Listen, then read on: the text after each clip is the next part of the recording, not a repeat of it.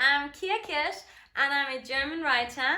This beautiful picture here is my first book cover that my very talented fiance created for me. And if you want to read my book, you can support my second tier and then read a few pages every month.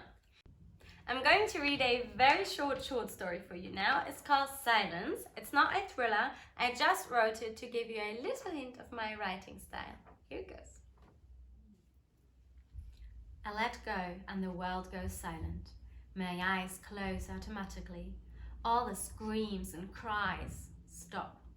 My throat couldn't bear making a single more noise. My vocal cords feel like a dry, hot sun-corn in the desert that nobody would want to touch with their bare feet.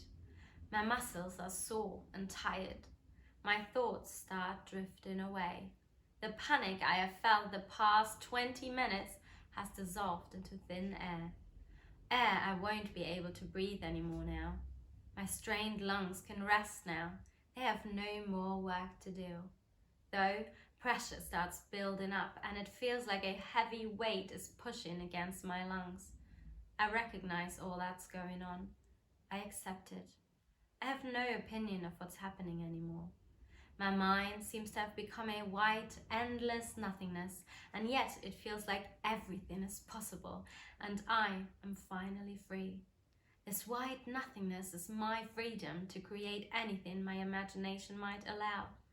Everything around me feels somehow soft, soothing. I open my eyes. All I see is endless blue blurriness. There's no war, no issues, no human insanity down here. It's just quiet. I like quiet. About 20 minutes ago, I got pushed over the railing of a boat. 2 people pushed me and 3 others watched. They watched me scream, cry and beg, but nobody moved. Had they planned to kill me? I should have been suspicious when they invited me. If only I hadn't been so excited. I am not excited now. I am sinking, but it just feels like floating, and floating is always peaceful. It is something most of us discover as kids, something that just feels good, so we want to do it again and again. There's something about the moment when your ears clog up and you detach from the world, and the only sound you hear then is the movement of the water. It takes you to a place of peace within yourself. You get to experience something unique. Above the water, the world is like a storm. However, underneath, it is like an immense silence. The deeper I sink, the more silent and peaceful it gets. Above the water, everything is uncertain.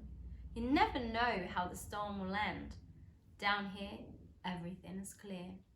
Soon the air that's left in my lungs will be used, and I will die. I am basically about to drown. I never imagined the moment before drowning would feel this peaceful. I never thought it would feel like floating. Suddenly, a swarm of fish swims through my vision about a few meters away from me. Beautiful, colorful fish. I wouldn't have guessed that at the end of my life, I would finally be in the ocean, surrounded by wonderful sea life. I never dared to go diving, but always wanted to. This way, I finally can, in a way. I start to feel the need to take a breath now. Will my body try to, even though my brain knows it's impossible? A burning feeling spreads inside my lungs. I don't only feel pressure in my lungs now, but my whole body. My mind is fuzzy. Everything feels like a dream. Am I going to faint before my lungs start filling with water? Before I start drowning for real? I see more fish within my vision now, calmly swimming about.